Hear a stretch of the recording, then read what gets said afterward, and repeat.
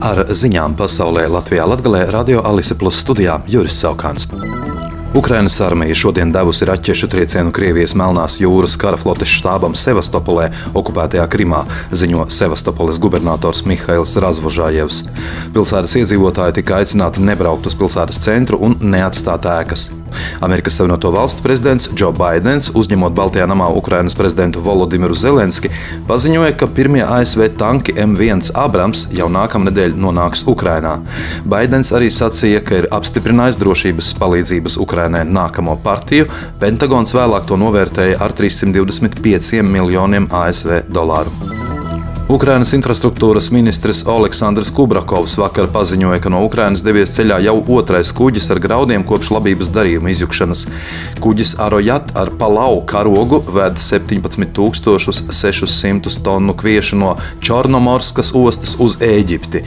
Pirmais kuģis ar 3,000 tonu kviešu izbrauca no šīs pašas ostas nedēļas sākumā un jau ir sasniedzis Stambulu. Sniedzot atbalstu satiksmes un iekšlietu ministrijām, Tieslietu ministrija iesniegs Saeimā likumprojektu tiesiskā regulējuma izmaiņām, kas liektu Latvijā uzturēties Krievijā un Baltkrievijā reģistrētiem transportlīdzekļiem. Plānotās izmaiņas paredzētu Latvijas teritorijā iebraukšo transportlīdzekļu ar Krievijas un Baltkrievijas reģistrācijas numuriem īpašniekiem uzlikt pienākumu noteiktā laikā šos transportlīdzekļus pārreģistrēt Latvijā.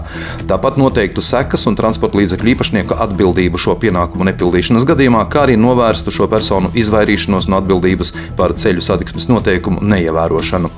Gadījumā, ja 3 mēnešu laikā netiktu veikta transporta līdzekļa pārreģistrācija vai izbraukšana no Latvijas, sekotu sankcijas, tajā skaitā pat līdz transporta līdzekļa konfiskācijai.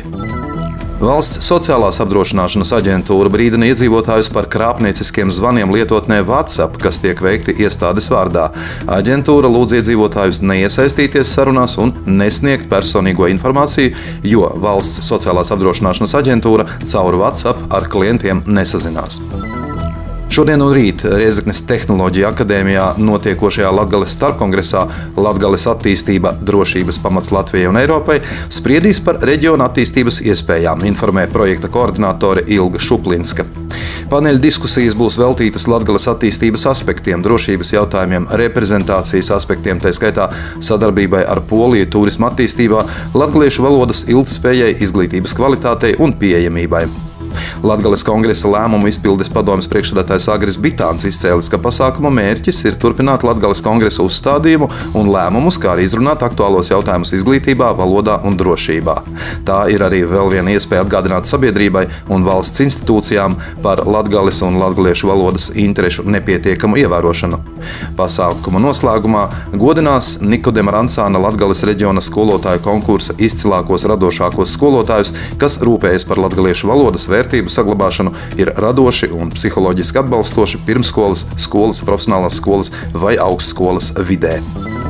Akciju sabiedrība Daugavpils Satiksme ziņo, ka sakarā ar 2 lielu projektu realizāciju – vidē draudzīga sabiedriskā transporta attīstība Daugavpils pilsētā, 2. kārta, un vidē draudzīga un integrēta mobilitāte Daugavpils pilsētā. No 27. septembra līdz šā gada beigām Daugavpilī tiks slēgta tramvaju kustība. Šo laika posmu izmantos, lai nomainītu tramvaju sakaru infrastruktūru, kas ir būtiska pilsētas transporta sistēmas pilnveidošanai. Diemžēl, neslēdzot tramvaju kustību, to paveikt nav iespējams. Šajā laika periodā iedzīvotājiem būs pieejama alternatīva tramvajam autobusa maršruts numur 97, kas maksimāli dublēs 1. tramvaja maršrutu un paredz kustību pa Jātnieku, Smilšu, Valkas, 18. novembra, Daugavas un Imantas ielu līdz autoostai, kur pasažieriem ir iespēja pārsēsties uz citu sabiedrisko transportu. Nodrošinot pasažieru savlaicīgu nokļūšanu uz vilcienu Daugavpils-Rīga, autobusu kustība jaunizveidotajā maršrutā rīta stundās tiks pagarināta līdz dzelzceļa stacijai. Darba dienās tiks nodrošināti 64 reisi, bet brīvdienās 32, kas ļaus pasažieriem saglabāt piekļuvi lielākajām pilsētas apkaimēm, vienlaikus atvieglojot ikdienas pārvietošanos. Atgādināšu, ka 3. maršruta tramvaju pašlaik aizvieto 99. maršruta autobuss, bet 2. maršruta tramvaju 98. maršruta autobuss. Ar ziņām studijā bija Juris Saukāns, projekta Ziņas bez robežām pasaulē Latvijā Latgalē ietvaros. Šo ziņu izlaidumu finansē Mediju atbalsta fonds.